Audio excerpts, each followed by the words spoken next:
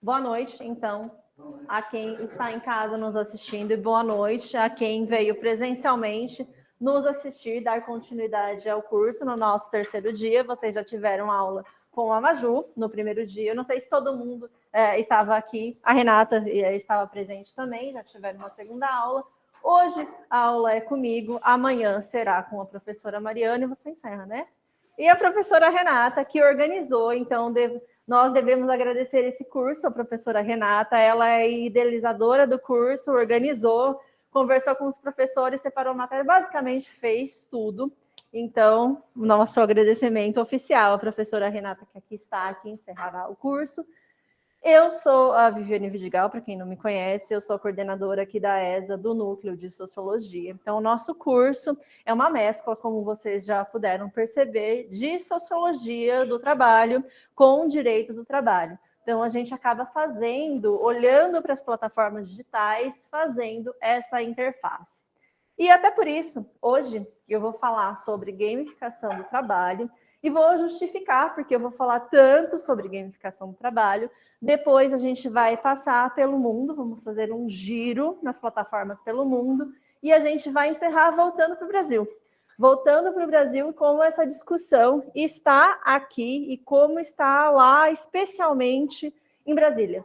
Vou trazer, além dos debates que está na mídia, também debates internos, porque a minha vida, o ano passado, parte dela, eu passei um pouco nesses bastidores dos GTs, acompanhando algumas pessoas que estão lá presentes, tive que elaborar algumas coisas, fui para Brasília, então eu vou contar duas coisas para vocês. A teórica, e não pode dizer que é fofoca, porque não é fofoca, a gente considera que é luta de classe.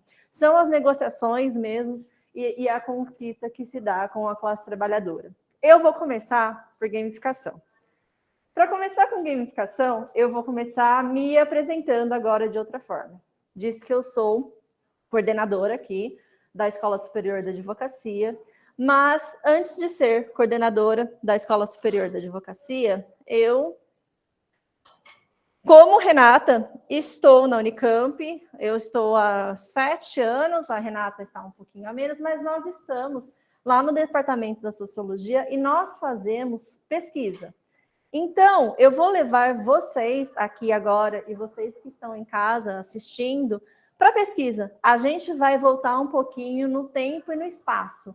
E eu vou deslocá-los para outro lugar em tempo e espaço. E a gente vai comigo. A gente vai entender essa temática e a gente vai gamificar o trabalho, passeando, voltando, indo e vindo.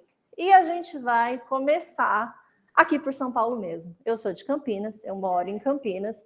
A Mariana, que também dará o curso amanhã, e a Mariana falará sobre essa questão no judiciário. Mariana é uma juíza do trabalho da 15ª região, então ela vai fazer esse recorte, vai trazer a questão jurisprudencial na 2ª região e na 15ª região. Ela também, claro, então ela fala a partir do local de fala dela, ela conta o que ela vê no dia a dia dela como juíza, além da teoria, além das questões técnicas. Então, como uma pesquisadora, a gente agora vai fazer um pouquinho de pesquisa e eu vou sair lá de Campinas e eu vim um dia aqui para São Paulo. E eu vim um dia aqui para São Paulo em um período pandêmico, portanto, nós estamos falando de 2020. Em 2020, eu estava no começo do doutorado, eu tinha feito já um mestrado, e esse mestrado era uma pesquisa sobre a uberização do trabalho. Eu fiz entrevistas com motoristas, com 22 entrevistas, e eu tentei entender qual que era a condição do motorista uberizado, então, quais que eram as condições do trabalho, entre outras coisas. E eu queria mudar, eu não queria fazer a mesma coisa no doutorado. Se eu já tinha feito entrevista semi-estruturada, pensei, vou fazer alguma coisa nova. Eu preciso de um recorte novo, claro que eu precisava de uma pergunta nova, eu precisava aprofundar a pesquisa, precisava de muitas coisas, mas eu não queria repetir e fazer perguntas de novo. E eu pensei o que eu poderia fazer com isso. E aí, neste mesmo tempo, eu fui e sentei, não na sociologia, mas tem um departamento que é muito próximo, o departamento de antropologia. E aí eu assisti a algumas aulas e eu vi que na antropologia se fazia etnografia. Aí eu vi da Margarete, como ela desceu do avião com o chapéu dela, e como ela viveu em tal lugar, e conheceu tais pessoas, e como a pesquisa dela veio a partir disso. E lá no Reino Unido, o Callum Kant pedalou, um pesquisador britânico, ele pedalou, então foi a partir da experiência dele entregando que ele escreveu o Delivery Fight, a luta dos patrões sem rostos. Mas, nossa, que interessante, que legal, que bacana. Será que não dá para fazer isso? Já pensou? E pensei, né? Será que não posso ter uma experiência dessas? Isso, claro que não aparece do nada. Aparece vendo as coisas. E lá atrás, a minha orientadora que foi no mestrado já tinha perguntado: por que você não vai dirigir? Vai dirigir. E aí eu pensei, não dá? Não dá, porque não vou conseguir. Não dá porque eu tenho pânico. Então, em vias expressas, hoje quem me trouxe foi Mariana, em vias expressas que tem mais de uma, eu tenho pânico, que eu sofri um acidente em um determinado momento da minha vida e eu não consigo mais passar por determinados locais. Então, eu ando por Campinas, mas eu nasci lá. Eu conheço toda Campinas. E eu vou pelos atalhos. Eu consigo fazer isso lá, mas eu não consigo vir para São Paulo. Eu não consigo ir para onde eu não sei. Então, como eu não sei, como a gente não sabe qual é o destino, eu não conseguiria fazer isso. Então, isso foi descartado. Mas daí, quando a gente já estava em 2020, a questão era outra. A questão, nós estávamos na pandemia e o serviço essencial, enquanto a classe média tinha que ficar em casa, era entregar. Era entregar medicamento, era entregar comida, e isso podia ser feito de bicicleta. E isso eu sabia fazer. E bicicleta também, eu podia pedalar, eu pedalei na minha infância, eu pedalei na adolescência, eu podia fazer isso, eu conseguia fazer isso. Curtos, né? Distâncias curtas, porque eu não sou atleta, eu não tenho histórico de atleta, então não ia dar. Mas tá bom. Talvez, então, poderia ser assim. E aí, tá, como fazer isso? Será que vai dar? Mas, então, vou testar. Antes de fazer qualquer coisa, vou testar. E realmente, esse teste aconteceu. O teste. Em um determinado dia da pandemia, eu vim para São Paulo, pedi para ficar na casa da minha amiga. Foi toda assim uma coisa para eu ter a bicicleta e receber uma chamada. Eu não teve o cadastro. Eu fiz tudo de uma forma que agora que os detalhes ficam para um outro momento e um outro espaço. Mas eu efetivamente vim e teve uma chamada e eu fiz uma única e pontual entrega na vida. Aconteceu. Fiz, realizei, chegou. Então, a minha vivência foi realmente de uma experiência única. E aí eu pensei assim, bom, não caí da bicicleta. Entreguei, chegou, talvez seja possível. E voltei para Campinas. Voltei para Campinas pensando, bom, é isso aqui, a minha pesquisa vai ser essa, vou fazer uma etnografia, e eu vou pedalar, vou melhorar meu triglicérides, eu estou uma pré-diabética, vai tudo dar certo. Eu tá rindo porque eu realmente estou. Voltei para casa e pensei, próximo dia vou para São Paulo. Só que o que acontece? Eu moro em Campinas. Hoje, a gente saiu 4h30 de Campinas para eu chegar aqui atrasada, para eu chegar às 7h10. Então, para eu sair de Campinas, e tudo estava acontecendo em São Paulo, em Campinas não tinha bicicleta. Em Campinas não estava tendo entrega como tinha em São Paulo. Então, para a pesquisa, era interessante, até em Campinas também não tinha Dark Kitchen. Aqui tinha. Então, para fazer uma boa pesquisa, eu precisava me deslocar até aqui. E eu precisava sair horas antes de Campinas, de ônibus, e um tempo para eu voltar para Campinas. Acontece que eu tenho um filho, uma criança, agora ele tem 8 anos, na época ele tinha 5, ele tinha 4, depois ele passou a ter 6, e só sou eu e ele. Eu cuido sozinha de uma criança neurodivergente. E desde sempre foi assim.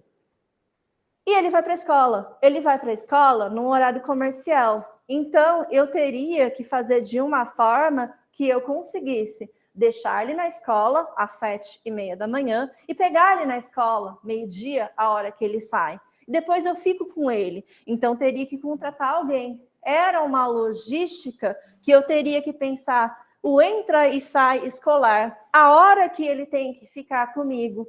E se acontece alguma coisa?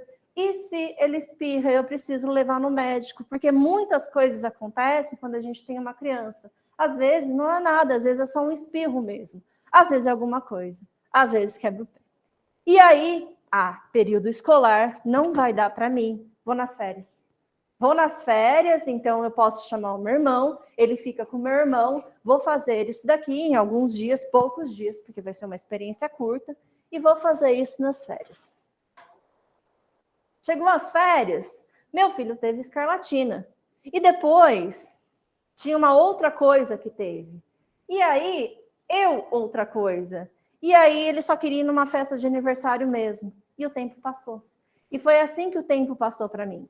Enquanto o tempo passava para mim, essa pesquisa, se vocês quiserem ver, ela realmente existe. Existe para uma outra pessoa, que não é uma mulher. Então, ela existe e eu até recomendo, se vocês tiverem curiosidade, tanto dirigindo quanto pedalando. Tem o Marco Gonzalez, que é nosso colega de grupo, ele fez a etnografia pedalando, e tem também o Ilan Fonseca, ele é lá da Bahia, ele dirigiu bastante, ele tem muitas corridas, ele é procurador do trabalho, e ele apresenta, portanto, uma etnografia a partir de experiência própria.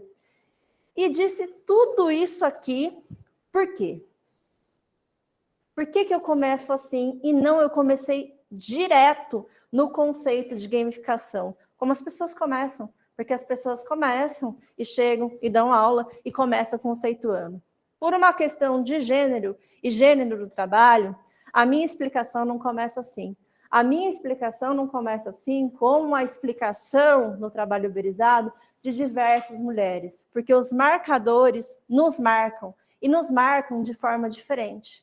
Assim, eu tive que reorganizar, eu tive que reestruturar, e assim fiz. E a partir de agora, vocês começam a ver os meus resultados a partir da reestruturação que tive que fazer na pesquisa. E a gamificação apareceu na pesquisa. Apareceu na pesquisa e também foi algo que surge como um dado, e a partir do momento que eu falei sobre isso, foi um podcast. Alguém do judiciário assistiu e pediu para eu ir no congresso falar sobre isso.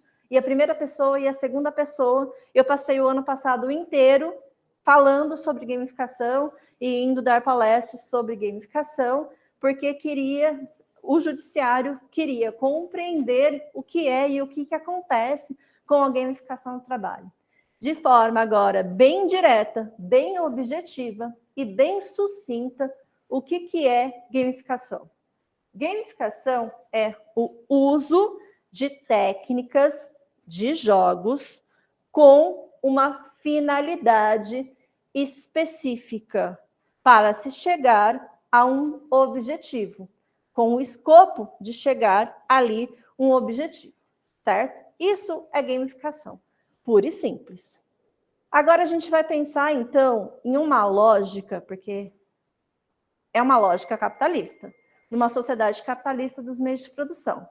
Se gamificação é o uso de técnicas de jogos para se atingir um objetivo específico, eu vou perguntar para vocês qual que é o objetivo específico do empresário, do capitalista, do empregado, do empregador.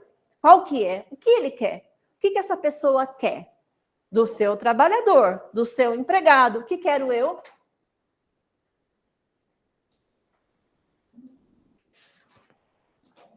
Pode responder, podem responder aqui para mim também. O que quero eu? Mão de obra. Mas o que eu quero? Produtividade que vai chegar no quê? Ótimo, todo mundo falou. Já chegamos lá.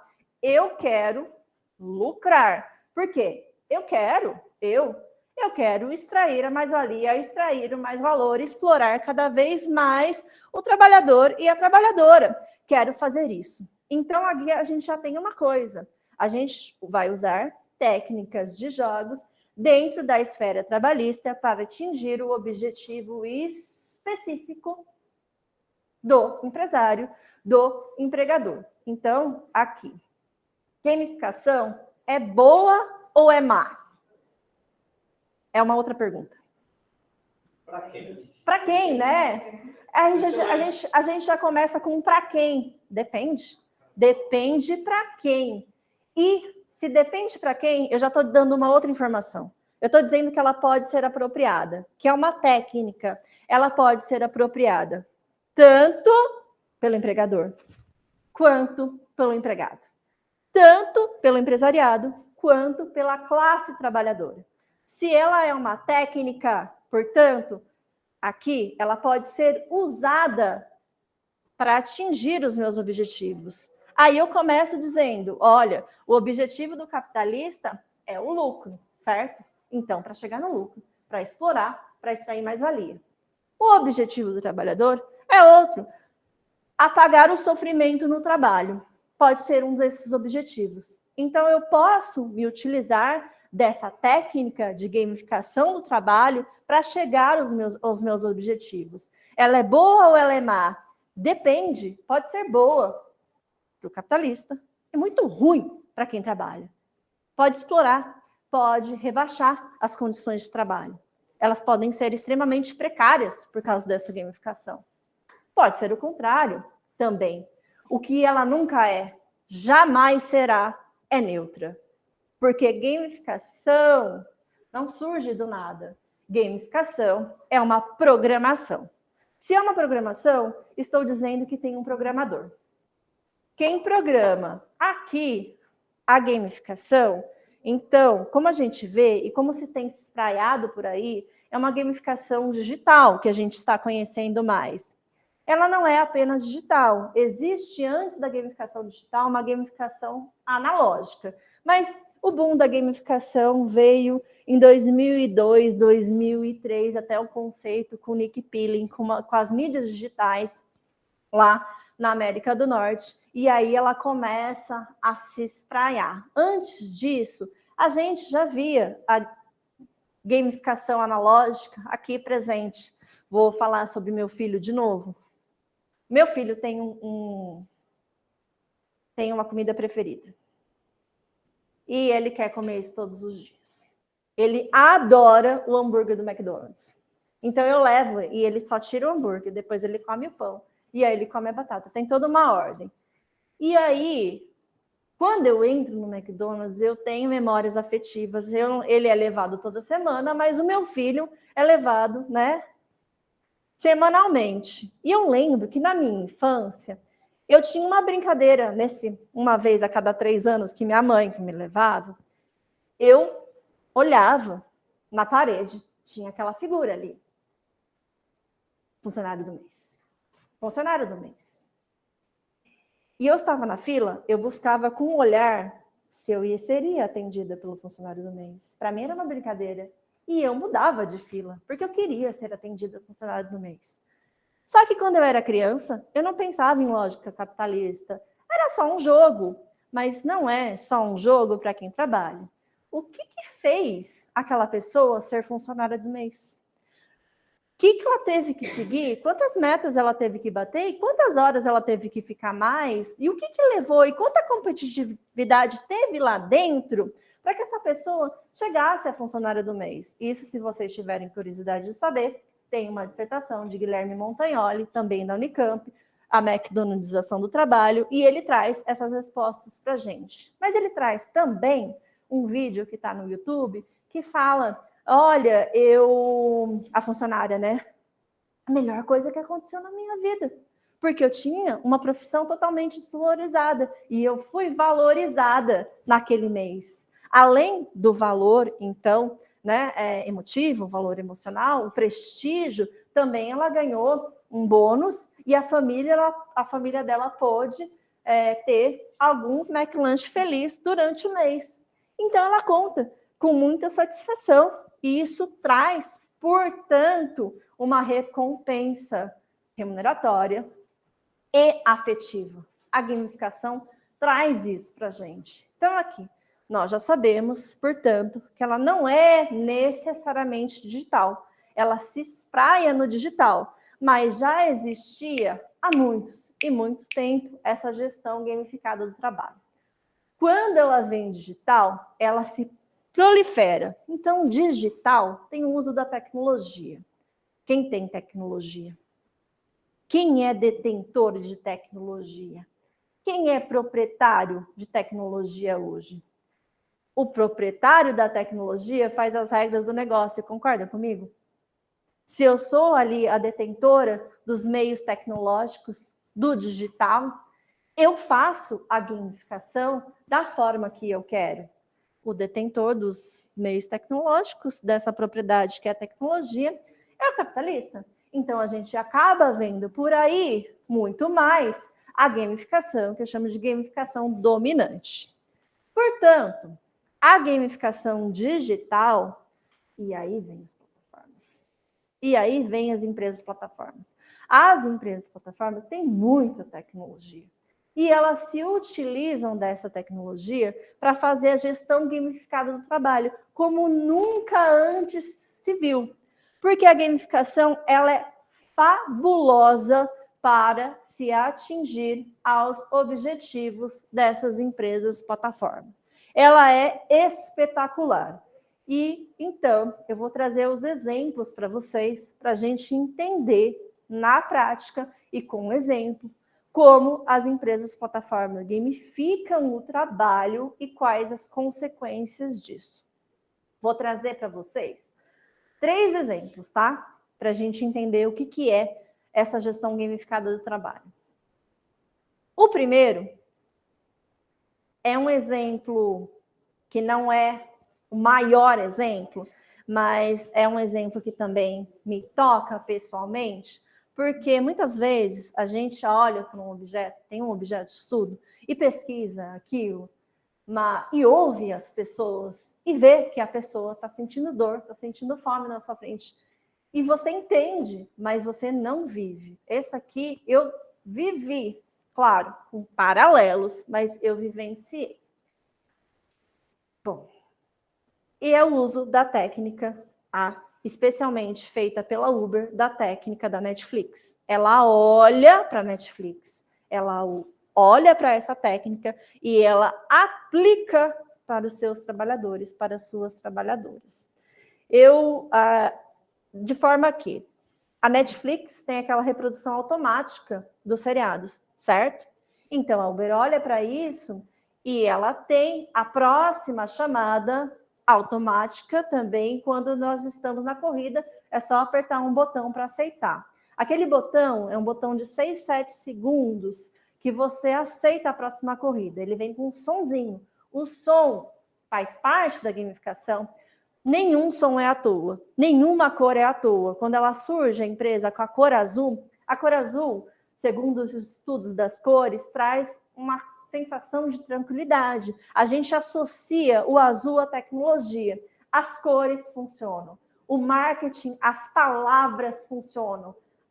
Os sons funcionam. Tudo funciona junto. Em um tempo que não dá para a pessoa calcular, se não tem experiência, e isso são eles e elas mesmos que falam nas entrevistas, se não tem experiência naquele negócio, não dá para calcular se a próxima corrida vai ser ou não benéfica, porque às vezes se paga sim para trabalhar. Quando a gente pensa no deterioramento do carro, quanto que é aquele quilômetro por hora, é feito o sistema de uma forma que te leva a aceitar sem ter o tempo de calcular o prejuízo daquilo. Então, o custo-benefício. Eu falei para vocês que me toca de uma forma pessoal, porque quando a Rainha Elizabeth morreu, eu tenho filho, eu cuidei do meu pai faleceu esse ano, no começo do ano, e eu fiquei 1 ano e meio, ele teve tumor cerebral, fiquei 1 ano e meio cuidando dele, então eu não conseguia fazer nada, ver nada, assistir nada. E aí a Rainha Elizabeth morreu e meu pai adorava a Rainha Elizabeth. Ele já tinha esquecido das coisas, mas a gente deixava a televisão para ele e chamava de Betinha, mamãe, umas coisas assim, sabe? Ele entendia que era a mãe dele, que fazia parte da família. E ela morreu. E aí, não era isso, todo mundo no mundo estava falando sobre The Crown, a série nova da Netflix. Eu pus meu filho para dormir, meu pai também dormiu um pouco, eu resolvi sentar no sofá, lá pelas tantas, e fui assistir, descobri que não era nova coisa nenhuma, que já tinha, né, algumas temporadas e que já estava tudo acontecendo, já tinha até o William ali, enfim. Aí eu coloquei primeiro episódio, com sono, querendo dormir, eu com o controle na minha mão, para apertar, para sair dali, para levantar, para ir embora, para ir para a cama. No que eu estou lá com o controle na mão, morrendo de sono e de cansaço, acabou o primeiro, agora vai. Não vai, pulou para o próximo. Eu fiquei mais um pouco. 1, 2 vezes. E eu acabei dormindo ali no sofá, porque eu estava exausta. Claro que eu só estava vendo um seriado. E era só isso. Não teve mais coisas. Mas para quem trabalha, e já quem está lá há 12, 13, 14 horas, porque é 12 horas no limite, né? De um aplicativo. Só que se você liga um e depois liga o outro, você acaba fazendo uma jornada muito maior. E aí você já está lá exausto. E aí a exaustão está atrelada aos acidentes de trabalho e muitas coisas que a gente vê. E aí tá bom. Então, foi utilizada essa técnica para a forma que a jornada seja elastecida, continue a trabalhar sempre, ininterruptamente, sem parar, continue. E aí, recentemente, surgiu um aplicativo chama Stop Club, que antes a conta tinha que ser feita naqueles 6, 7 segundos. Eu jamais faria, porque eu não sei fazer contas básicas. 2 mais 2, às vezes dá 5, às vezes dá 6. Mas surgiu esse aplicativo que fazia a conta, então calculava tudo para aquela pessoa nesses 6, 7 segundos. De uma forma que isso é uma condição benéfica para quem trabalha, que daí pode escolher mesmo, vou ou não aceitar essa corrida. Não estou ali naquele desespero para apertar, porque preciso trabalhar, eu preciso sobreviver, eu preciso daquela remuneração. Ficou. A empresa não gostou. E aí nós sabemos que isso foi até o judiciário. E aí, quando isso foi até o Poder Judiciário, o Judiciário disse o quê? Proibiu. Então, proibiu o uso dessa ferramenta que trazia benefícios ali a quem trabalhava. Então, está proibido. E eles falam que muita gente, quando a gente ouve relatos, especialmente de líderes, das lideranças sindicais, que tem muita diferença, assim, que eles só aprendem que depois de muito tempo já dirigindo, eles conseguem fazer o cálculo de cabeça, mas que demoram um tempo, de forma que nos períodos iniciais traz muito prejuízo e tem gente que até fica mais endividado e larga até essa atividade, porque não dá, a conta acaba não fechando. Esse é um exemplo. Então, nós já tivemos um exemplo, como eu uso uma técnica gamificada para elastecer a jornada, para o ininterrupto ali. Aí, nós temos o melhor exemplo de todos. O melhor porque esse é de uma genialidade de quem criou e se apropriou. Ele é fabuloso, porque dentro dele existem muitas coisas. E eu acho que vocês conhecem, já ouviram falar. Eu não sei quem aqui. Eu acho que todo mundo, quem nunca andou de Uber, já ouviu falar que é o preço. Às vezes as pessoas falam preço, às vezes as pessoas falam tarifa dinâmica. Não sei como vocês, mas vocês sabem o que eu estou falando, né? O que é tarifa? Como consumidor, acho que vocês às vezes veem que está na hora a hora que das 7 horas da tarde estava chovendo em São Paulo, todo mundo saindo do trabalho, vocês sabem que vai estar mais caro para vocês, né? Vai estar mais caro para vocês e vai estar mais vantajoso para quem trabalha, porque aquela corrida vai ser melhor remunerada. E isso, quando surge lá atrás, era de um formato que eles gostam de chamar de multiplicadora. Eles e elas, trabalhadores e trabalhadoras. E essa multiplicadora, existia uma busca, uma caça por ela, por essa multiplicadora. Então, isso significava que Num lugar do mapa onde estava 5 vezes, 6 vezes, a corrida de 10, portanto, passava a ser 50, passava a ser 60, compensava. E claro, quem é que não quer ganhar mais pela mesma tarefa? Todo mundo quer e todo mundo busca. Lógico, pela mesma tarefa, no mesmo tempo, eu vou buscar também ganhar mais por isso, ter uma remuneração melhor.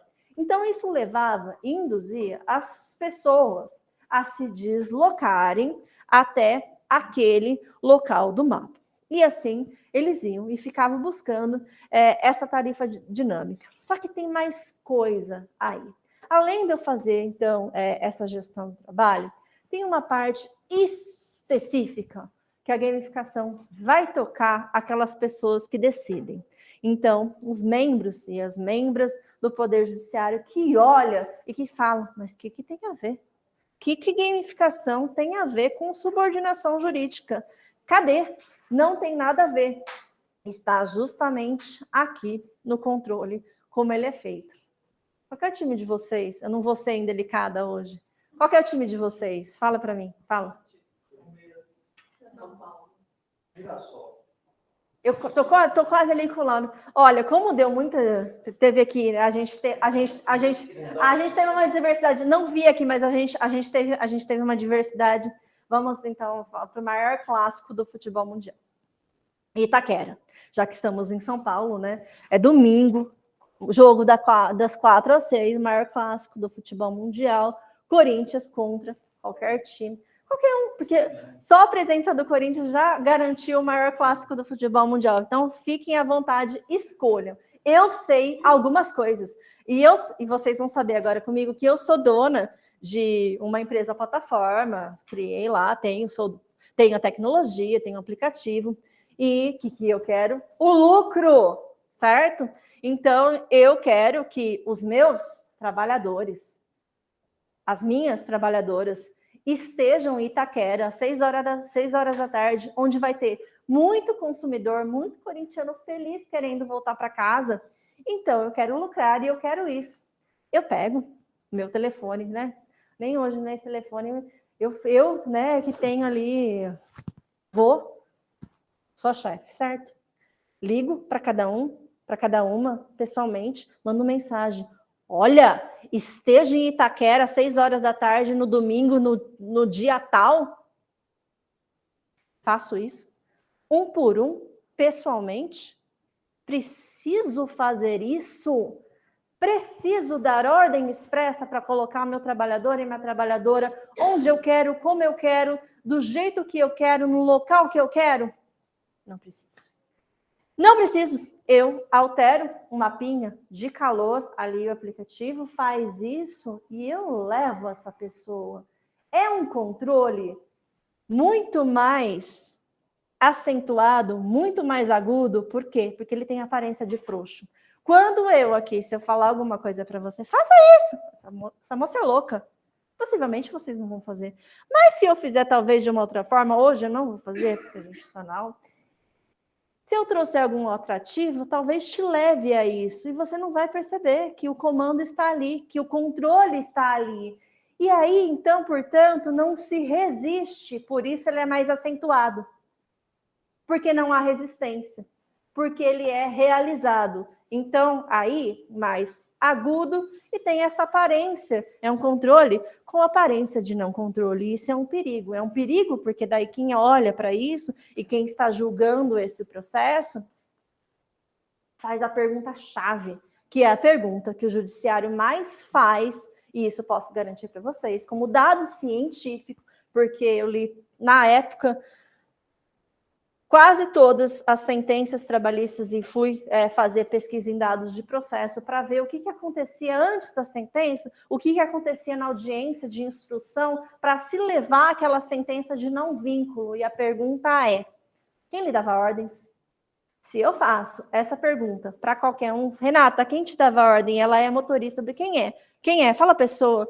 A pessoa eu nunca vou achar. A pessoa física não tem. Se eu faço essa pergunta de uma forma isolada, aliás, essa pergunta é indutora. Eu estou induzindo. Eu Já sei o que vem na sentença. Alguém que fez, pontuou, perguntou, ninguém, e segue para a próxima pergunta, e a pergunta não tem nada a ver, eu já sei que é uma sentença de não vínculo que vem dali. Porque é também uma pergunta que mostra um viés. Sim, nós temos vieses. Todos nós estamos aqui em uma racionalidade neoliberal. O judiciário não é diferente. Já sei como termina o processo. Então, quem é advogado e atua no caso de trabalhadores plataformizados, uberizados, fiquem atentos e tragam mais questões que a gente consiga determinar a forma do controle, porque o controle está aí, mas a pergunta não é mais aquela pergunta clássica, os tempos mudaram. Nós não precisamos mais de uma pessoa física proferindo ordens para ter um controle. Temos um controle muito mais interessante da forma que ele é realizado. E essa, portanto, é a tarifa dinâmica. E já tinha passado algum tempo eu olhando para este caso aqui e fazendo pesquisa, e já tinha feito mais entrevistas ainda, e muito mais entrevistas, e eu estava entrevistando uma trabalhadora que, inclusive, é líder sindical do Rio Grande do Sul, chama Cacá, tudo bem eu falar o nome dela, e eu estava aqui naquele momento de que quem pesquisa, será que é alguma coisa mesmo? Você já viu tudo, já escreveu, mas tem alguma coisa aqui mesmo, Cacá? A gamificação é algo para você? Dela, meu primeiro momento, por que você está me perguntando isso? Responde você. Eu falei, não, é alguma coisa. Ela falou assim, não, você não sabe. Claro que é. Porque lembra naquela época, quando tudo era bom? Que é a época da multiplicadora. Isso que era o tudo era bom. Lembra naquela época, quando tudo era bom? Eu lembro, porque o mapa de calor, no lugar que estava 5 vezes, 7 vezes, 8 vezes, era bem vermelho. Era mais vermelho do que os outros locais. E aí ela falou assim para mim, agora não é mais assim, piorou, porque agora não multiplica mais, adiciona, né? Então adiciona mais R$2, mais R$5, mais R$10. Não tem mais aquela vantagem que tinha antes. Ainda vale a pena? Essa pergunta. Ainda vale a pena? Ainda funciona? E funciona de uma forma que ela me diz assim, olha, mesmo eu sabendo que não compensa tanto quanto antes, eu busco o vermelho. E se aparece o vermelho, isso causa em mim, eu sei que não multiplica mais, que só adiciona, mas eu vou, o vermelho está em mim. Em alguns momentos, eu me vejo abrindo o aplicativo e está lá o vermelho, o mapa de calor, e eu me sinto tocada por aquilo. Ou seja, portanto, tem sim o seu efeito naquela pessoa que trabalha. A gamificação do trabalho é de fato efetiva e traz consequências. E com isso, a gente vai para o último exemplo, que são os bônus. Esses bônus que são recebidos se a pessoa, por exemplo, em um determinado período, agora a gente já saiu da... Vamos lá, carnaval, que o nosso próximo feriado é o carnaval. Então, na semana de carnaval, eu vou estipular o tempo da semana do carnaval em uma semana, e aí faça 200 corridas em 7 dias e ganhe. Antes, claro, esse bônus era 2.000, tinha bônus de R$2.000, vai diminuindo, mas ainda existe. Então, eu coloco, né? Olha, se você fizer tantas corridas em determinado tempo, você ganha X reais. E a gente vai para a mesma questão do ganhar mais, do precisar pagar as contas. Claro que isso engaja. Então, qual recompensa engaja mais a gamificação olhando para o mercado de trabalho brasileiro? A recompensa remuneratória, porque tem sim recompensas afetivas na gamificação. Mas claro que toda vez que eu toco em uma recompensa que é material, ela engaja mais. Isso é uma coisa sobre a gamificação. Eu estou dando exemplo de gamificação nas plataformas, olhando para um recorte específico e dando exemplo de técnicas específicas. Isso não significa dizer que as exatas técnicas vão ser reproduzidas por uma outra empresa que que tem uma outra atividade e uma outra lógica. Eu vou adaptar, porque nesse outro local pode ser uma outra coisa que eu faça que seja muito mais eficiente. Para este formato, então, para o trabalho uberizado, essas são as técnicas. Tá, então tem esses bônus. Coloquei lá o bônus, esses bônus eram colocados, e o que a gente começou a observar? Faça, então, 50 corridas em 50 horas. Primeira, segunda, terceira, quarta, quinta, sexta, sétima, oitava, nona, décima, ia. De repente, não tão de repente assim, começa a desacelerar.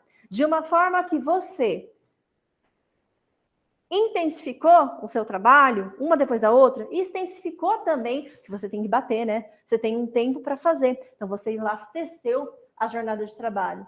E você foi o mais, cada vez mais para bater a meta. Só que quando está chegando perto do bônus, do prêmio, começa essa desaceleração. E começa a desaceleração de forma que alguns chegam e outros não chegam. Por que alguns chegam e outros não chegam? Por que eu faço isso? Alguém tem ideia? Por que eu faço uns chegar e outros não? Ai. Ele disse esperança. Ele disse, você falou que eu ouvi essa palavra. Todos e todas elas, porque a gente apresenta, depois chega um determinado momento que eu pergunto, olha, mas mesmo você não chegando, você ainda vai?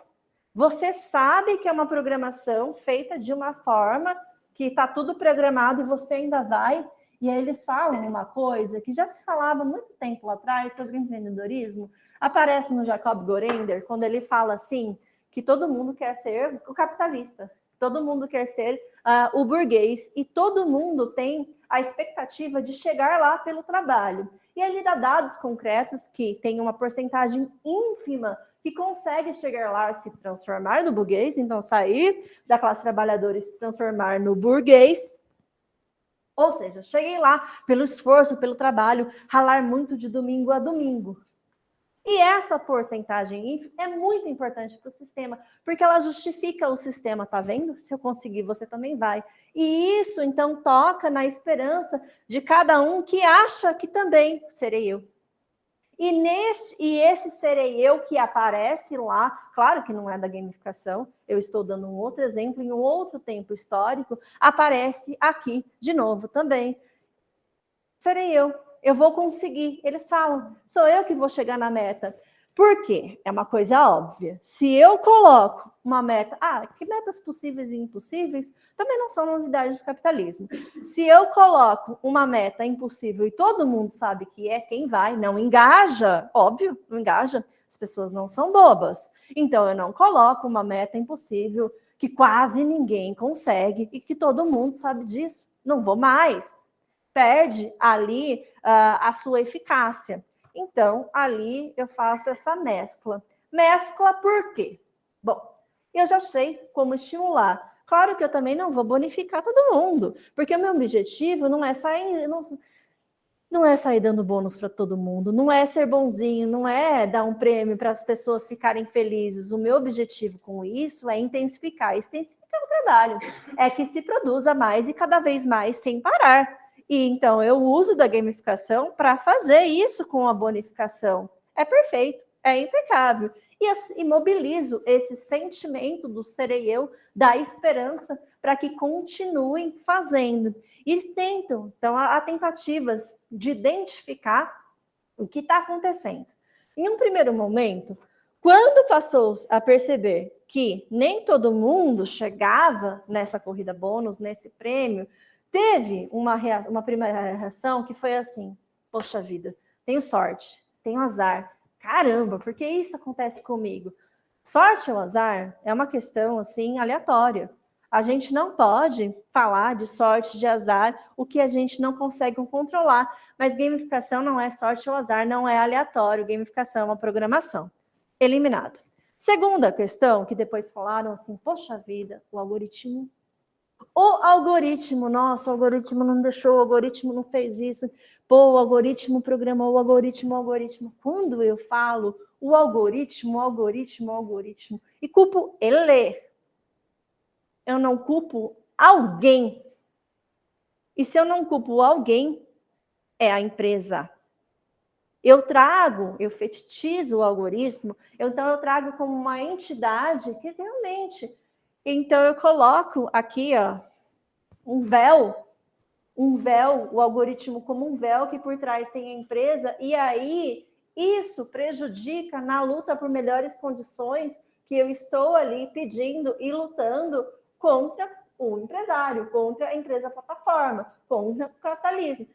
É dele que eu vou pedir, é com ele que eu vou fazer as minhas reivindicações, e não com o algoritmo. Então, esse primeiro momento, porque o algoritmo tem essa aparência de neutro, é invisível, ele está presente no cotidiano das pessoas, isso de fato é, mas ele tem essa aparência de ser neutro, de ser objetivo. E de neutro e objetivo, o algoritmo não tem absolutamente nada. O algoritmo também é uma tecnologia, tem um proprietário dessa tecnologia. O algoritmo é um conceito atravessado, ele é formulado e forjado também por alguém. E essa pessoa coloca lá e embute lá o que ela quer, as métricas que ela quer, as regras que ela quer.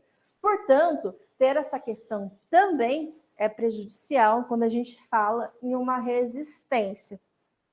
E aí, quando eu digo essa pessoa embute lá as regras que ela quer, nós temos uma terceira questão. Aparece dentro de uma caixa preta, de forma que quem trabalha não sabe dizer as exatas regras, não sabe dizer o que está escrito lá, como que funciona muita coisa. Claro, algumas coisas a gente consegue entender, a gente consegue compreender, depois de pesquisa a gente entende uma lógica de sistema, mas o que está exatamente lá no algoritmo dessas empresas, a gente não sabe. E o que está lá é conteúdo de contrato de trabalho. E nenhum contrato de trabalho em uma sociedade democrática de direito pode ser secreto. E é secreto. É secreto por quê? E aí a gente tem um novo jogo de forças. Novos interesses em disputa. Tá como segredo. Então, quem trabalha não sabe exatamente todas as regras do negócio. Vamos abrir esse algoritmo. Vamos descobrir o que tem lá. Como que funciona essa tarifa dinâmica? Como é que funciona essas questões de bônus? Como que é calculada a remuneração? Muitas coisas que a gente precisa saber e não sabe, está lá dentro. E aí pede-se, né? E nós tivemos aqui no Brasil o pedido de perícia. Aconteceu lá no Rio de Janeiro e o juiz deferiu essa perícia, mas quando o processo ele vai e chega até o colega de Mariana, o Douglas, ele nega essa perícia no algoritmo. Estou contando que seu colega Douglas negou a perícia no algoritmo. Ele nega reproduzindo a defesa da empresa, que é, olha, não pode porque é segredo industrial. Está protegido pelo segredo industrial. Então, não podemos saber. Acontece que, eu sei que quando eu digo isso, uma declaração posicionada, então é uma tomada de posição. Quando a gente olha para a nossa sociedade, para as nossas lógicas, para que existe as regras e as leis de patente, e para que existe o segredo industrial, ele existe, então, por quê? Porque eu tenho uma empresa, eu um dia inventei, né, a fórmula da Coca-Cola, que ninguém sabe exatamente como é, do Guaraná, nem do molho lá, do especial do McDonald's, ninguém sabe como é, porque é meu produto, é minha mercadoria. Eu criei essa fórmula, e eu fui a mercado, e eu lucrei com isso. Tem que ser protegido? Claro, lógico que sim. É mercadoria, não é? O algoritmo é um hambúrguer, é uma Coca-Cola. O algoritmo dessa empresa faz, às vezes, do hambúrguer, é um produto que está no mercado e está sendo vendido. O algoritmo está fazendo gestão. O algoritmo é conteúdo de contrato de trabalho. O algoritmo empresarial não é um paralelo idêntico ao que são essas mercadorias para que a gente possa proteger com o mesmo segredo industrial. Então, a gente está falando de outra coisa. E, aliás, sobre esses falsos paralelos, tem um livro muito bom. Depois, se vocês quiserem, eu passo para vocês. E eu tenho tanto estudo de Como Enganar. É um escritor norte-americano que ele explica sobre um número semi-ligado. E ele fala assim, número semi-ligado. É assim, se você quer convencer alguém de alguma coisa e não tem argumentos para isso, finja que duas coisas são iguais. Nesse seu fingir, se você ali for e falar e repetir for convincente, a mente humana se convence que as coisas são iguais. E aí acaba a discussão. Aqui, então, é feito esse número semi-ligado, porque as coisas não são iguais. A gente não pode, portanto, fazer paralelos com coisas que não são idênticas. E é isso que acontece para ter essa justificativa. Mas ela acontece.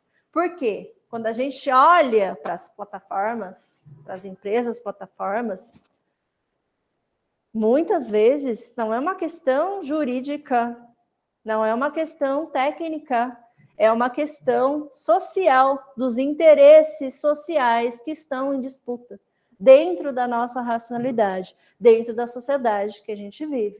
Então, aqui, quando a gente pensa na condição dessa classe trabalhadora, a gente não pode se descurar dessas questões sociais na análise do trabalho plataformizado.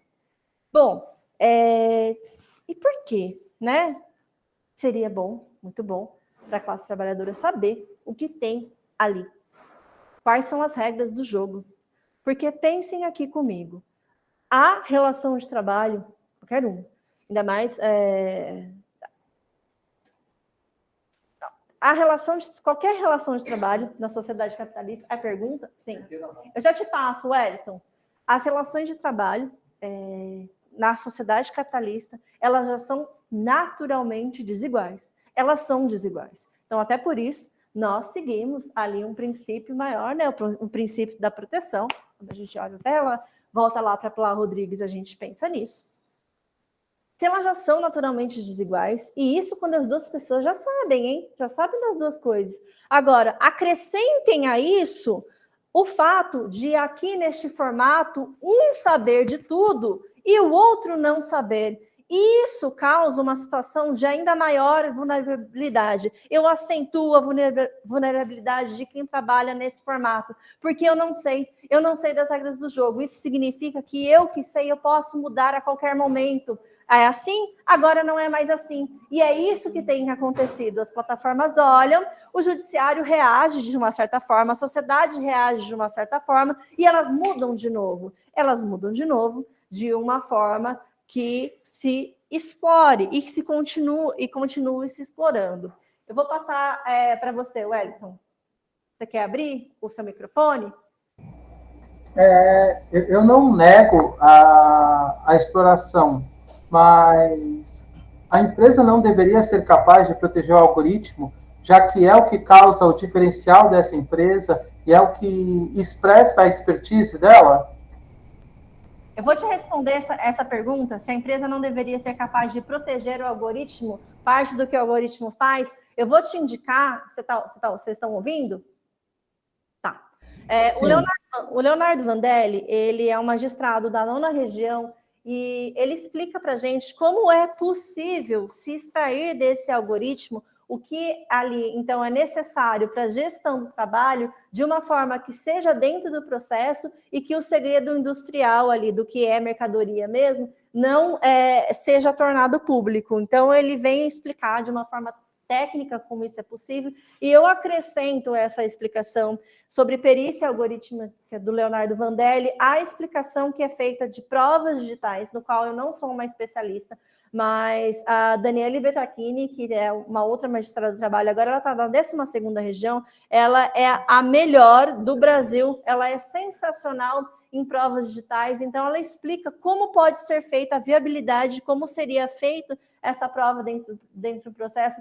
Eu sou, assim, uma aprendiz dela em provas digitais, então eu recomendo essas duas leituras conjuntas para você, de como isso seria possível sem violar nenhuma questão e de forma que a classe trabalhadora possa ser protegida. Alguém mais tem algum questionamento?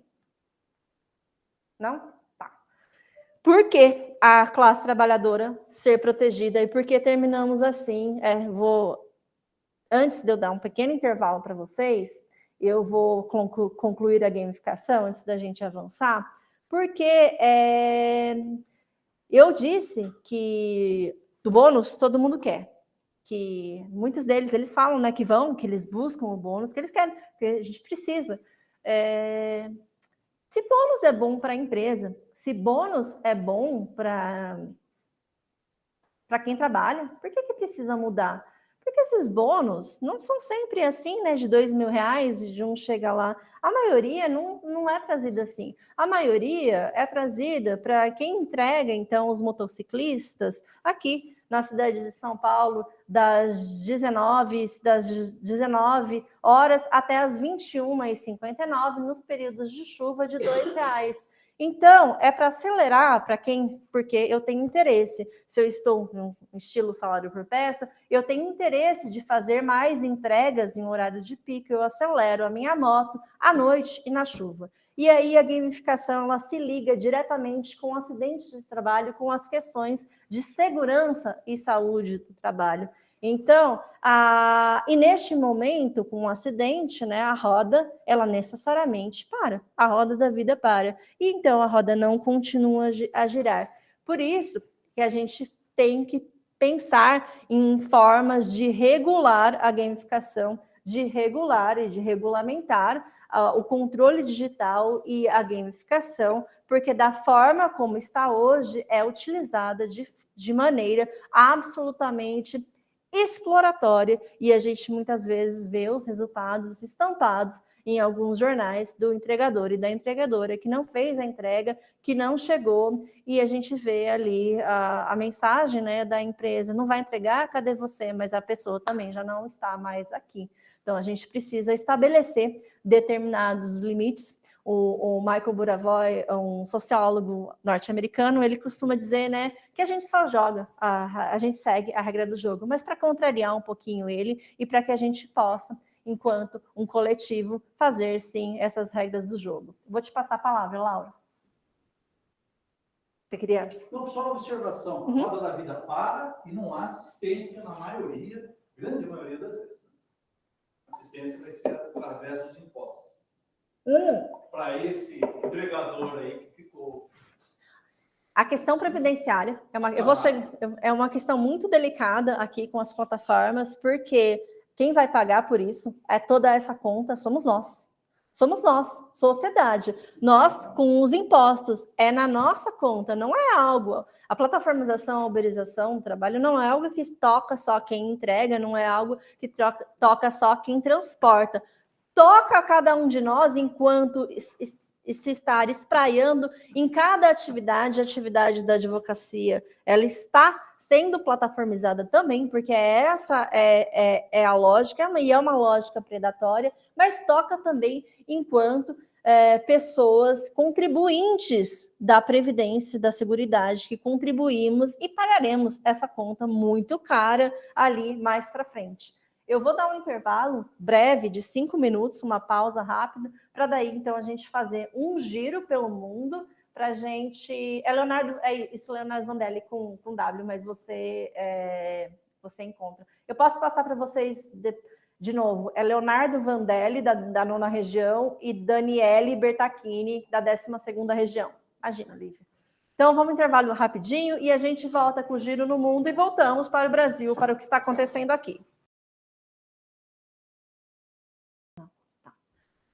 Bom, antes então de vir para o Brasil, de voltar para o Brasil, um giro muito breve mesmo pelo mundo. E é muito breve, eu vou fazer já recortes específicos de alguns países essa luta, então, por melhores condições de trabalho, eu vou dar um exemplo, a gente dá um exemplo da empresa Uber, porque ela é emblemática, porque ela está praticamente em quase tudo quanto é lugar. O crescimento foi muito rápido, e até aqui no Brasil ela chega, né, em um determinado momento, lá em 2017, 2018, você olha, e 2020, e cada vez mais motoristas. O que acontece aqui no Brasil, acontece também em outros países, e ela vem com essa proposta. E aí, essa proposta é universal de lucro, quero lucro, e nisso, quero o lucro. Uma das formas, portanto, de se ter mais lucros é rebaixar a uma remuneração, mas é afastar uma coisa essencial, que se chama direitos. Direitos sociais e direitos trabalhistas. Direitos sociais e trabalhistas para uma empresa significa gastos. Então, o gasto que eu tenho, obrigada, o gasto que eu tenho com um empregado não é o gasto que eu tenho com o autônomo, não é o gasto que eu tenho, nossa, ainda mais com uma pessoa que está lá trazendo lucro e mais-valia para mim, se entende como empreendedora. O empreendedor é responsável por si, empreendedor de si chegará lá. Então, claro que se eu tenho uma pessoa que se entende como empreendedora, e se uma pessoa que fala mesmo, ela chega e fala, sou autônomo, imagina, empregado, CLT para quê? Aliás, há uma... Se der tempo, eu falo um pouquinho sobre isso, que depois a minha tese, ela era uma coisa, ela se transformou no adeus aos direitos. Foi necessário, por todos esses jogos de interesse, todas essas narrativas em disputas, porque eu ouvi muito, CLT não. CLT é a pior coisa que pode acontecer na vida. CLT não quero. Sim, teve uma cara de espanto aqui, mas quando a gente vai e conversa com os trabalhadores e as trabalhadoras plataformizadas, muita gente fala, não, imagina, não quero CLT, isso vai acabar com a classe. Acabar com a classe, não. Acabar com a categoria, eles usam a palavra categoria. Vai acabar com a categoria, a empresa vai embora, não vou ter mais trabalho. E aí, como fica? E especialmente, se você for... porque quando a gente ouve os sindicalizados, temos alguns sindicatos aqui no Brasil, quando a gente ouve os trabalhadores e trabalhadoras sindicalizados, tem um discurso. Quando a gente vai nos influencers, por quê? O que aconteceu? Um fenômeno que é mais recente. Nós temos os motoristas que se transformaram em influencers. E esses motoristas que se transformaram em youtubers, eles têm 500 mil, 1 milhão de seguidores. E muita gente segue o que eles e elas, eles porque eles são homens, o que eles falam. De uma forma assim, que eles impactam as decisões de quem trabalha. Vou dar um exemplo aqui para vocês que teve de um carro, tá? Que eles falaram, eles começaram, compre o carro tal, porque carro tal, a gente tinha a questão do black, mas o carro tal, ele é mais benéfico. Mas o carro tal, era porque um deles tinha algo com uma outra empresa, era um negócio casado, e aí muita gente comprou o carro tal. E esse carro tal, em um determinado momento, ficou defasado e isso trouxe prejuízo. Essa questão, quem me trouxe foi a Solange, ela é a líder, ela é a diretora, a presidente do sindicato do Mato Grosso. E ela explicou, mas quantas pessoas falaram isso? Olha, muitas pessoas acontecem e eles seguem, os trabalhadores e as trabalhadoras seguem o que esses influencers, o que esses youtubers falam. E eles falam, CLT para quê? Tem essa vilania atribuída ao vínculo seletista. Vai acabar do jeito que é. Não vai dar. O trabalho não vai ter mais... um ponto muito, muito importante. Não tem mais flexibilidade. Eu não vou poder mais trabalhar a hora que eu quero, do jeito que eu quero. E dizem que podem ficar com 2 aplicativos ligados ao mesmo tempo, mas eu não vejo aplicabilidade disso. E são muitas questões envolvidas. E aí ficam esses influencers falando sobre isso. Portanto, sim, nós temos essa questão da CLT, que a gente vai voltar nela quando a gente voltar aqui para o Brasil. O ponto, a questão é que em qualquer lugar do mundo, eu quero extrair mais-valia, quero explorar, eu quero ter mais, então eu afasto os direitos sociais trabalhistas, que significam encargos para mim. Se eu posso fazer isso, se eu posso, aquela pessoa que trabalha para mim, acreditar que ela não é meu empregado e minha empregada e afastar, portanto, esses encargos, eu vou fazer. E as condições foram cada vez mais piorando e piorando e piorando. Em um determinado momento, tinha uma fala, olha, a gente ganha bastante até. Quando começou lá atrás, ganhavam bastante. Então, era bom ficar mais próximo do que é um empreendedor real. Só que essas condições, em tudo quanto é lugar do mundo, elas foram se deteriorando. As condições foram piorando e vem a pandemia, ela agudiza, ela acentua e ela faz sangrar. Neste momento, olha, não dá. Então, as lutas, elas começam a explodir não só no Brasil, mas em todos os lugares do mundo, porque a proposta empresarial é a mesma. E aí, nós tivemos 2 casos em todos os lugares, então, não temos um tempo aqui para recortar país por país, mas eu vou fazer a indicação daí da tese do Ilan Fonseca, eu disse que ele fez uma etnografia, mas quem quiser saber quem recortou mais lugares do mundo para dar esses exemplos, então tem Uruguai, tem vários países mesmo, está na tese do Ilan Fonseca, depois eu posso passar é pública, tá? Está no repositório, então ela é uma tese aberta e vocês podem ter esses dados lá. Porque eu, especificamente, vou dar o exemplo e vou tecer alguns comentários sobre 2 países específicos, que são os Estados Unidos, que é um dos casos mais emblemáticos, e a Espanha. Esses dois são os principais, por quê? Lá nos Estados Unidos, e até a gente teve algumas questões ali em Nova York, mas o principal, como eu acho que muita gente daqui sabe, foi na Califórnia. Na Califórnia, perto ali do Vale do Silício, sabemos que a empresa é do Vale do Silício até, então pode pensar algo caseiro, e nós tivemos essa questão lá da Justiça da Califórnia, em decisões, e nós temos, portanto, o caso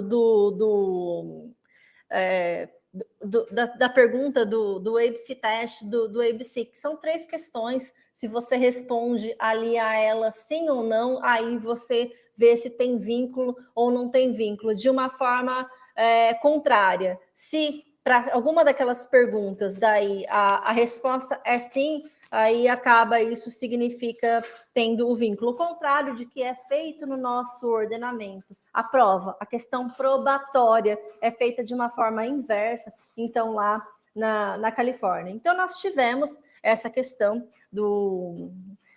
acho que é alguma coisa 5, você lembra o nome exato do teste ABC? B5, é uma siglas.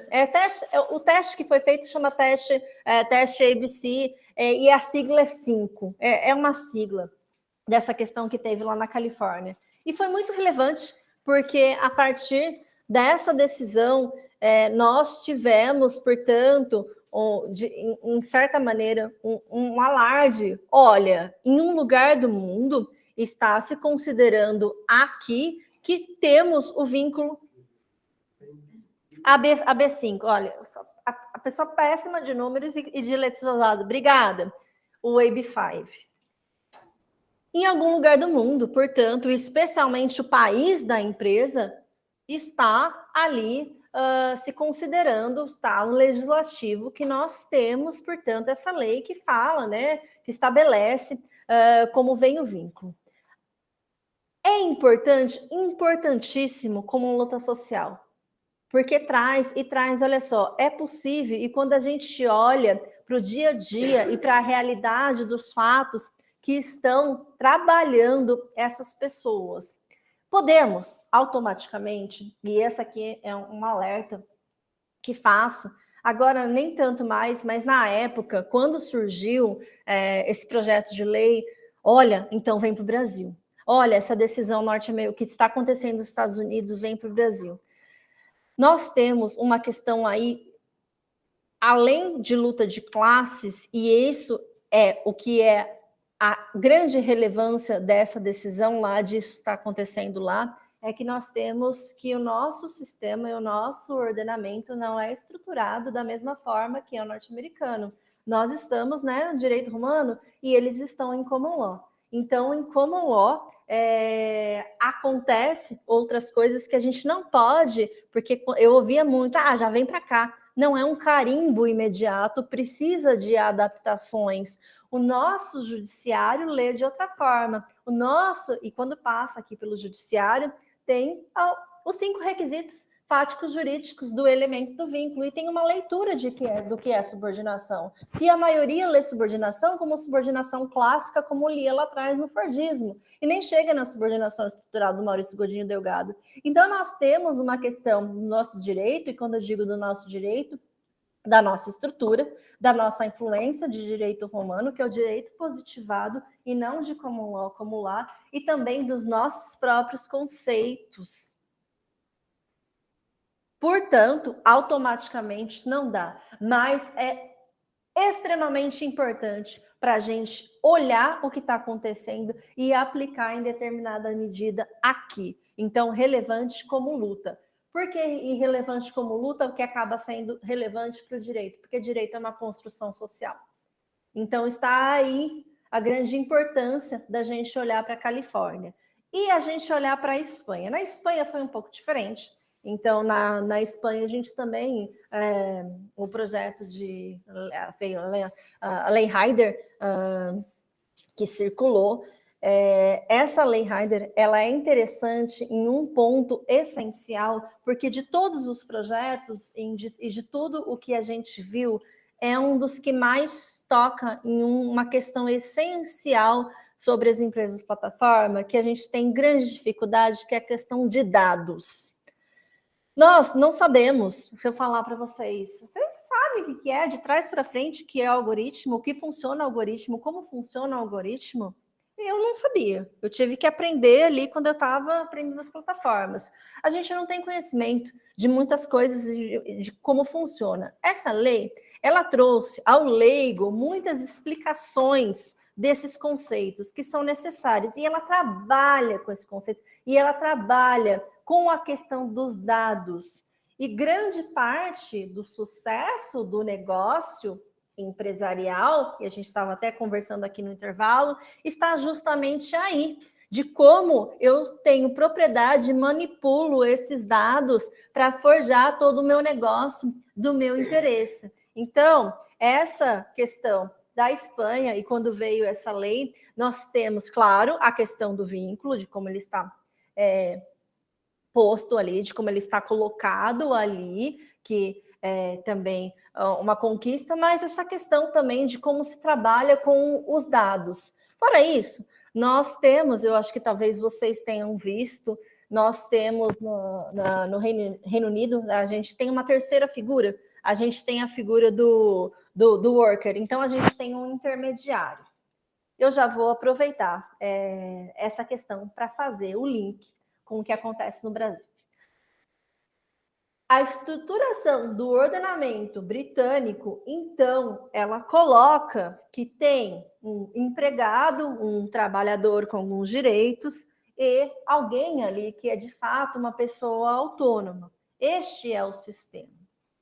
Nós, aqui no Brasil, não temos esse sistema. Não temos esse sistema legislativo, não temos esse sistema conceitual. Nós temos o que há muito tempo até a gente conhece como um binarismo, sendo um binarismo abusivo, que aqui ou se é empregado, empregada, ou se está à margem da proteção trabalhista. E isso muitos autores, como inclusive o Carelli, o Rodrigo Carelli, que é um dos grandes teóricos no campo do direito, da área do direito, sobre essa questão das plataformas. Ele fala e explica bastante, né, que já quando o nosso direito, ele começa lá, o direito do trabalho, de quando ele é construído, você olha para um sujeito, nosso direito do trabalho, é um direito do trabalho eurocêntrico, nós importamos ali da Europa, então nós olhamos para que uma pessoa tenha proteção. E o nosso direito do trabalho é pensado e estruturado a partir do sujeito universal.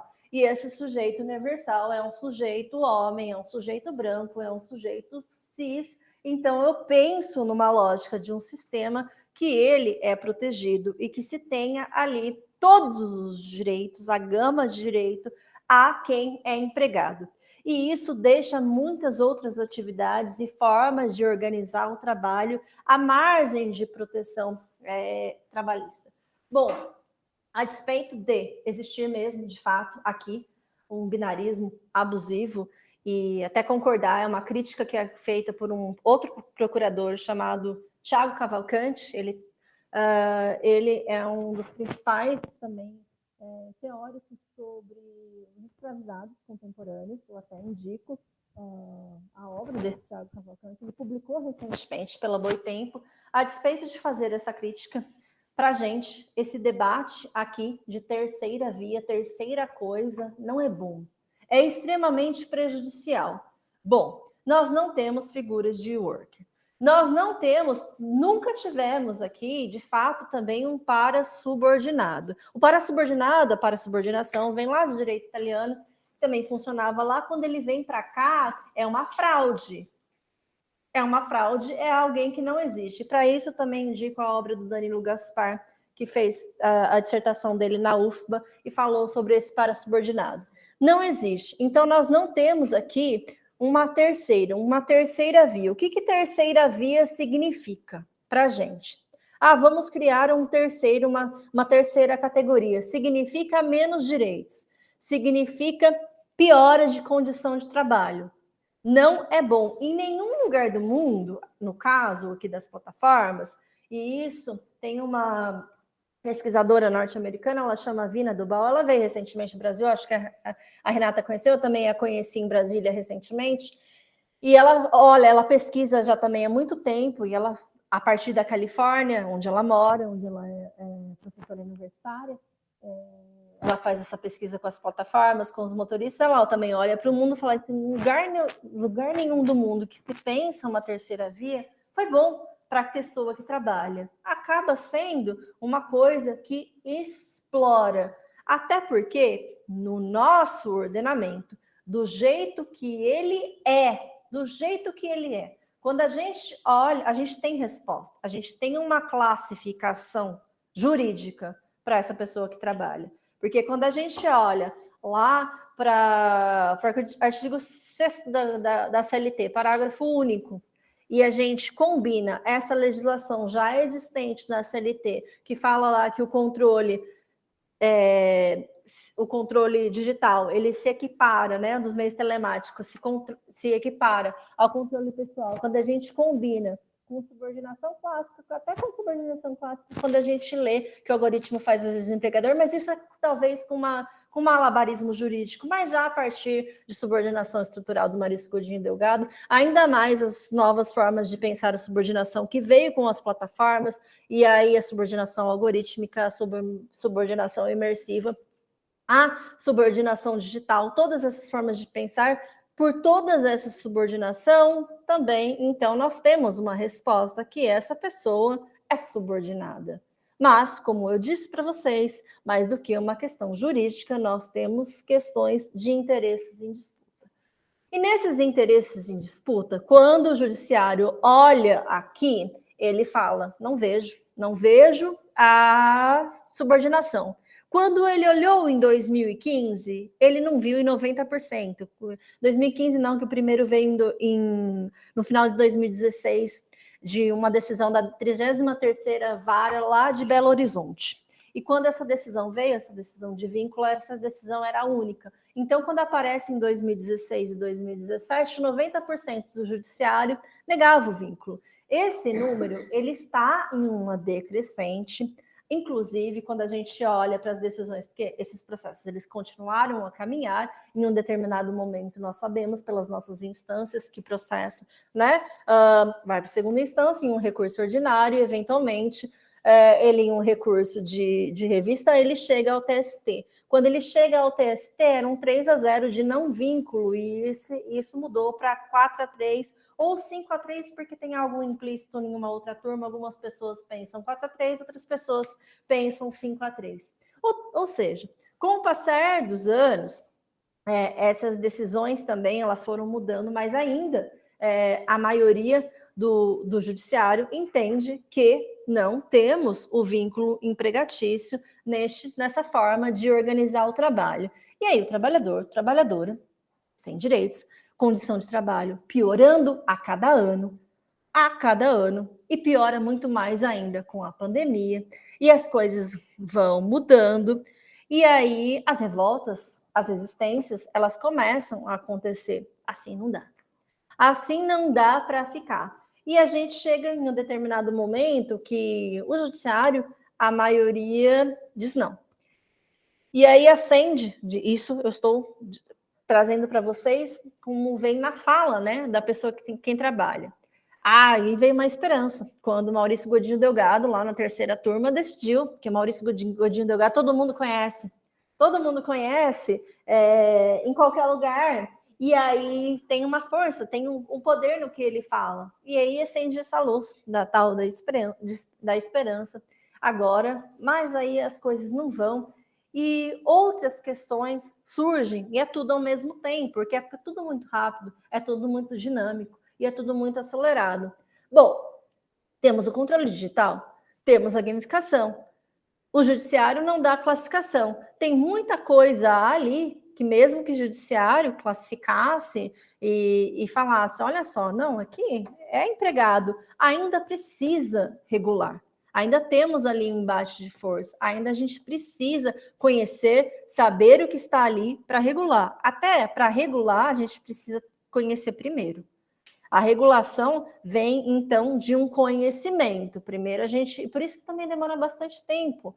A gente aqui está conhecendo, surgiu esse fenômeno da uberização, ele não veio como dado pronto. Tem muitas questões ali envolvidas, muitas facetas, e acaba tendo algumas falácias que a gente não vê prontamente o que está acontecendo. Todos nós pesquisadores, nossa sociedade, e quem trabalha foi aprendendo, foi vendo o que realmente era. A maioria que se enxergava, isso eu posso garantir, como dado também científico de pesquisa, que se enxergava como empreendedor, não se enxerga mais. Fala que de empreendedor não tem nada. Então as coisas vão mudando com o tempo e aí com os acontecimentos. E aí nós chegamos naquele ponto, o ponto que precisa regular.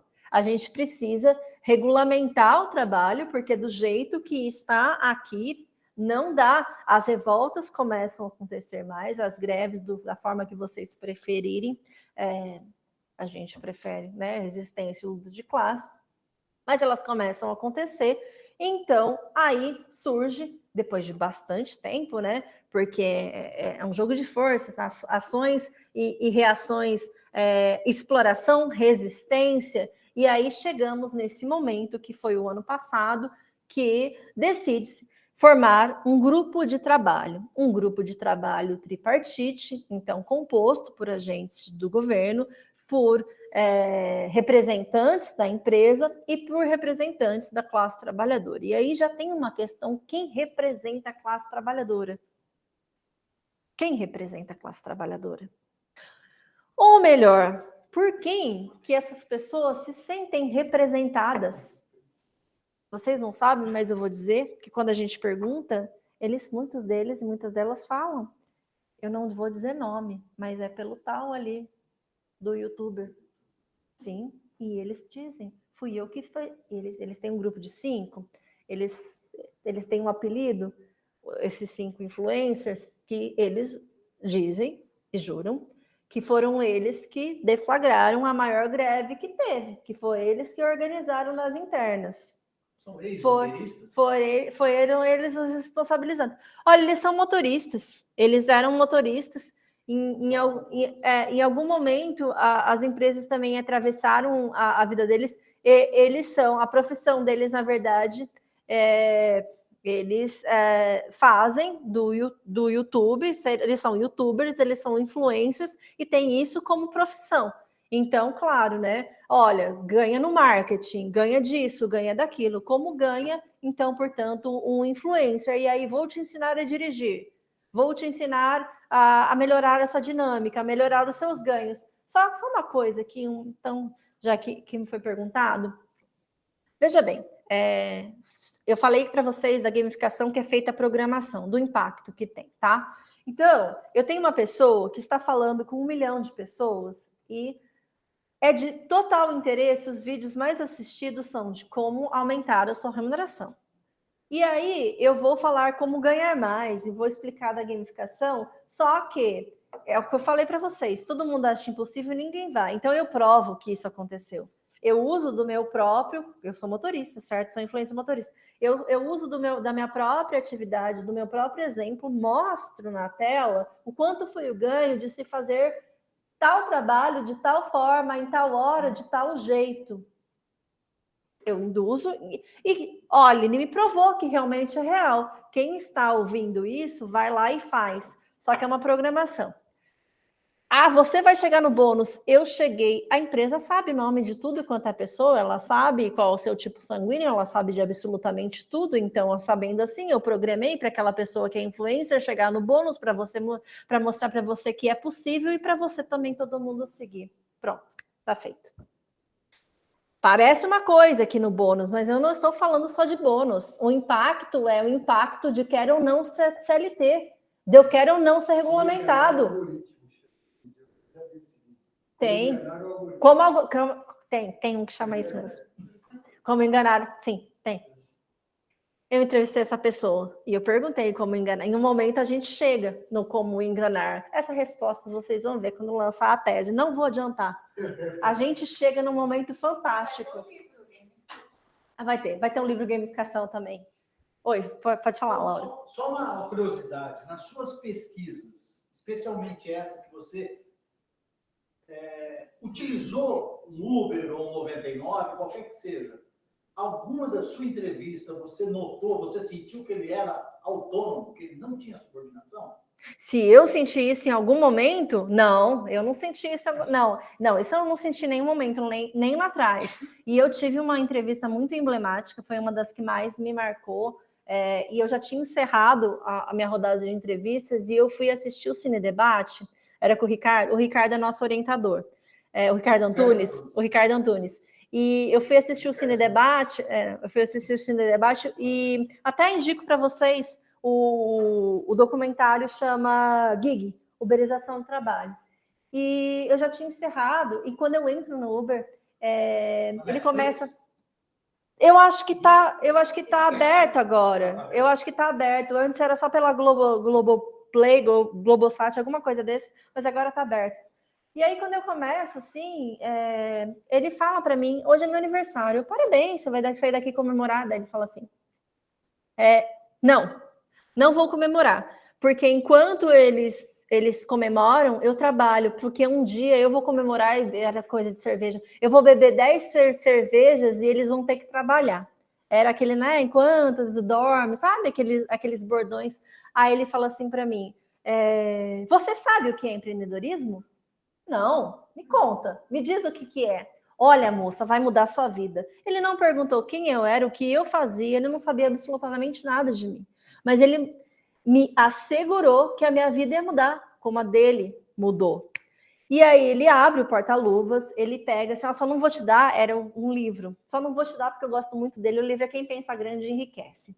E ele falou para eu ver no YouTube a palestra de um cara muito top, para a minha vida mudar que nem a dele, para eu poder ser bem-sucedida que nem ele. E eu pergunto, você tem esse carro? Tal? Não. Agora eu vou sair do aluguel, porque eu vou financiar com meu primo um carro, porque em 5 anos eu vou ter 5 carros e as pessoas vão trabalhar para mim. Ele vai virar, então, na verdade, daí ele passa a extrair mais-valia, ele passa a ser... E aí, bom, daí eu pergunto, em 5 anos dá nessa sua conta? Ah, moça, sua vida vai mudar. E toda vez que a gente chegava em um beco sem saída, a narrativa era mudada e a gente continuava a entrevista. Portanto, para a sua resposta, não, mas o que eu encontrei lá, essa fala tão acentuada, essa foi a mais acentuada na entrevista dele, mas apareceu, o empreendedorismo apareceu em quase todos. Hoje, agora que recentemente, eu estava fazendo entrevista praticamente até agora, que eu decidi fazer uma terceira rodada, pelo que está acontecendo em Brasília, não apareceu mais, porque, como toda ideologia, se a gente for colocar o empreendedorismo como ideologia, ela é ancorada em fatos. Ela não é só abstrata, ela é ancorada na materialidade. E quando a vida se apresenta de uma determinada forma, ela deixa de ser eficiente e ela deixa de ser eficaz. É como um veneno. Só que como um veneno, se é um veneno de ideologia, ali tem um soro para isso. Se era bom para as empresas se utilizar dessa ideologia, veio um soro para a empresa, e qualquer soro de cobra é feito também do mesmo veneno. Veio uma nova ideologia, e aí veio o novo. E aí veio o novo, a retórica agora é outra.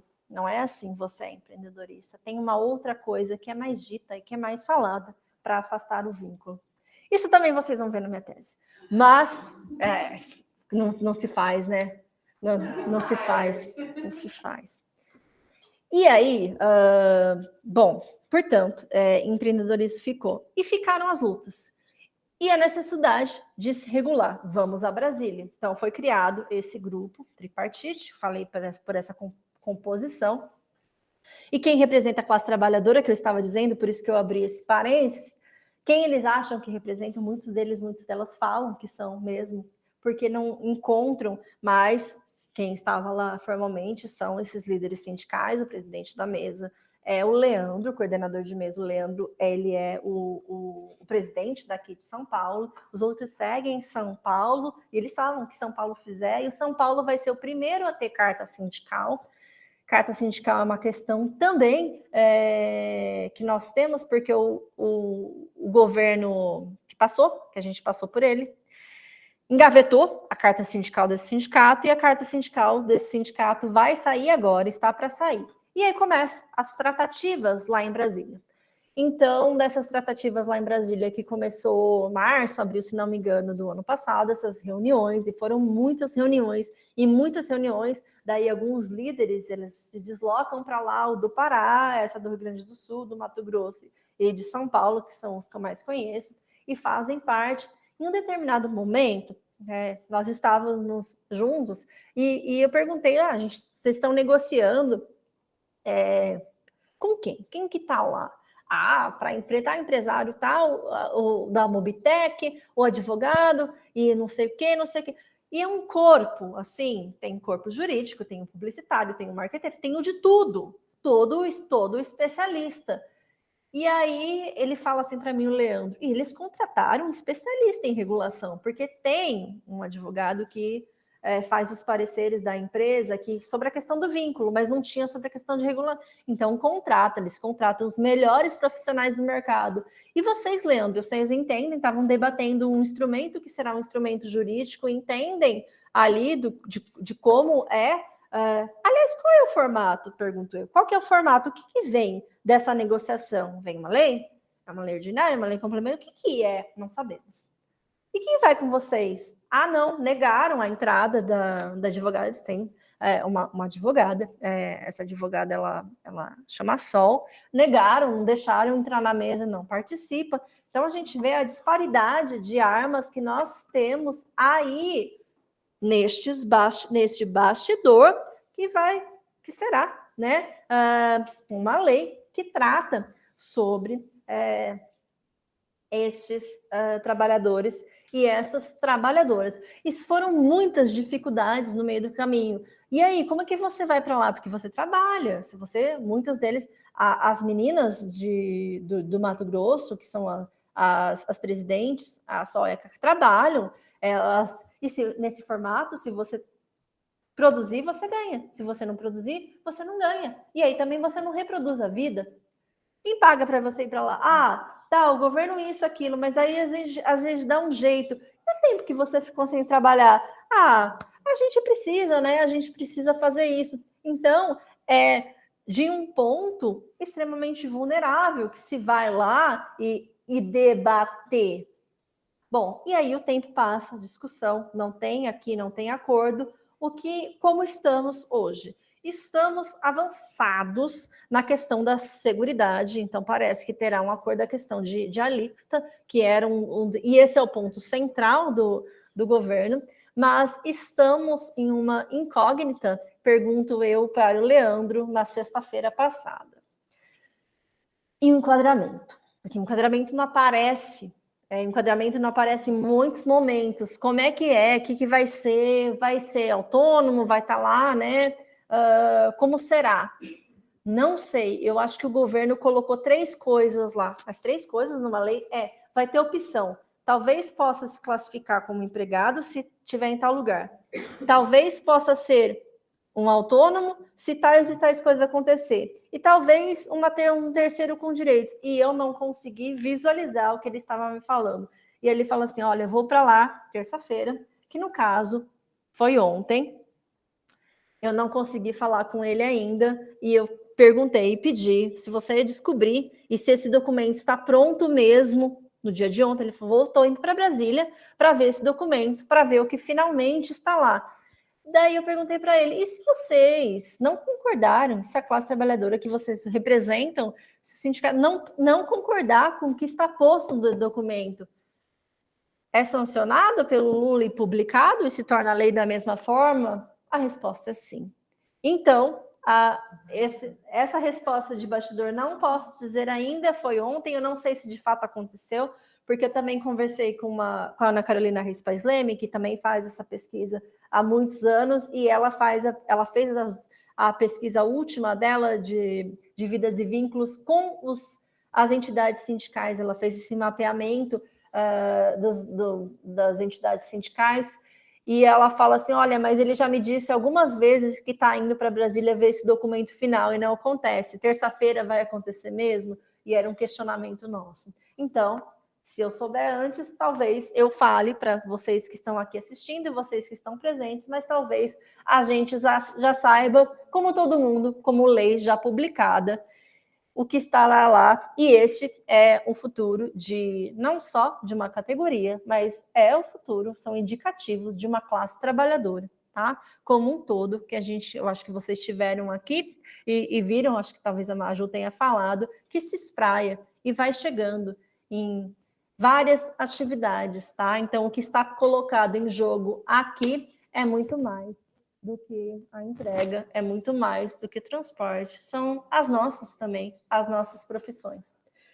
Eu vou encerrar por aqui, eu vou abrir para perguntas, tanto quanto o pessoal de casa. Só um comentário que perguntaram do Leonardo Vandelli. A professora Mariana, na aula de amanhã, ela tocará na decisão do Leonardo Vandelli sobre a perícia, então ela vai trazer as perguntas que foi feita pelo magistrado Leonardo Vandelli.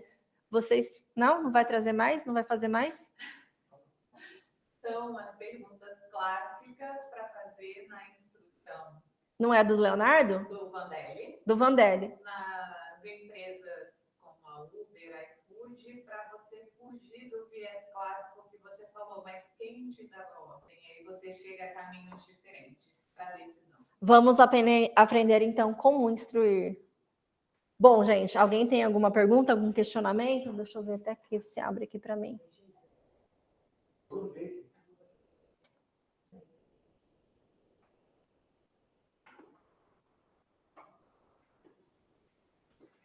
Não temos. Tem slides, olha. Fica gravado e depois sobe. Vocês receberam? É até um questionamento nosso, que a gente acaba recebendo também como docente, a gente tinha acesso, mas esse curso é o primeiro curso que eu dou presencial. Eu já fiz não sei quantos mais agora online, já foi. Estava falando que me assistiu vários, foram vários mesmo, mas é meu primeiro curso presencial. Eu acabei não tendo acesso. Eu não sei se vocês estão com uma pasta. Vocês estão com essa pasta? Com o Google de... Tem no Classroom. Não tem no Classroom? Pois é, eu ainda estou com esse problema porque eu não estou com acesso. Eu não estou com acesso a Classroom. Não é no site da ESA, é no Classroom do Google. Mas quem é presencial tem acesso? Tem. Que vai um e-mail para você. Eu também preciso. Mas a ESA não vai colocar, porque tem um campo lá, material. Pois é, Eu também preciso pedir o acesso ao Classroom para poder postar qualquer material lá, porque eu estou sem acesso a alocar algum. Não, o pessoal pedindo a pesquisa, o material é isso. Assim que eu tiver acesso lá, a gente faz as postagens Eu não sei se a professora Mariana vai se utilizar de slide, mas o meu foi tudo... eu não costumo. E a aula vai estar gravada? A aula fica gravada. A aula sempre fica gravada e fica por um determinado período lá. 30 dias. 30 dias? Eles mandam um e-mail com o link da aula. Pelo menos eu recebi, da primeira e da segunda aula. Eu não vou preparar slides, mas eu estou preparando um material em PDF. Tá. Amanhã a gente terá material em PDF. Eu não sei se as meninas conseguiram passar para o... Não, eu não sei. O Matheus, não as meninas, é o Matheus e a Maju. Eles fizeram slides, agora eu não sei, porque a gente não teve acesso a esse flash. Eu não sei se Tá. Eu vou pedir o acesso, se eles nos dão, senão a gente envia diretamente para o e-mail deles e eles sobem para a gente qualquer material. Do meu, acaba não tendo. Mas eu posso circular para vocês, porque eu tenho muita coisa escrita e a gamificação que eu falei na primeira parte da aula, tem um artigo científico, ele é aberto, ele chama Game Over, eu vou circular. O livro ainda não está lançado, porque eu estou com muita coisa, dado esse concurso nacional, eu estou dando aula para o concurso nacional e eu acabo tendo aula de dia, de noite, de manhã, em tudo quanto é lugar, mas eu já tenho divulgado esse artigo que chama Game Over, eu posso circular com vocês, o livro fica para frente, só tem o livro, e no livro que eu já lancei também tem sobre gamificação, o livro chama Capitalismo de Plataforma, as facetas e as falácias, tem um capítulo só sobre isso, depois será um livro só sobre isso. Você não trouxe para ver? Eu tenho alguns aqui, os meus últimos, eu tenho, se alguém se interessar, eu tenho sim. Oi? Tá no YouTube. Ah, que bom. Tá no YouTube aberto, então quem quiser, mas eu circulo todos esses materiais abertos para vocês, pode deixar. Eu tenho grande parte disso já escrito.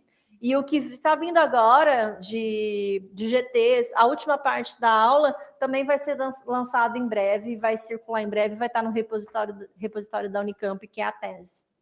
Tá, gente? Então, eu agradeço a quem esteve... Eu virando e ninguém olha. Tá aqui. Pois é, eu virando para lá, achando que eu estou falando para lá e que eu falei o tempo inteiro com vocês. Luzinha verde. Eu não estou... A luzinha verde... Olha... Você está na CNN. Não, inabilidade total com câmera. Total. Eu não assisto nenhuma das minhas gravações. Não assisto, eu não consigo. E eu pensando que eu estava dando aula de costas para o pessoal que está lá atrás o tempo inteirinho. Mas agora é o que eu percebi que eu só virei depois que eu estava falando com vocês. Olha, gente, tá vendo? Pois é assim que a gente termina, tá vendo? Esse é o encerramento mesmo. Bom, gente, a gente continua com isso amanhã. E amanhã, então, continuamos com a professora... Obrigada, gente. Com a professora Mariana e depois encerraremos com a professora Renata, que aqui está. Virei amanhã com a professora Mariana, sentarei aqui, porque ela me trará, então venho de carona. Infelizmente, não posso vir na professora Renata, porque não tenho carona. Então, se algum jeito tiver, a gente aparece aqui também sexta-feira, tá? Boa noite.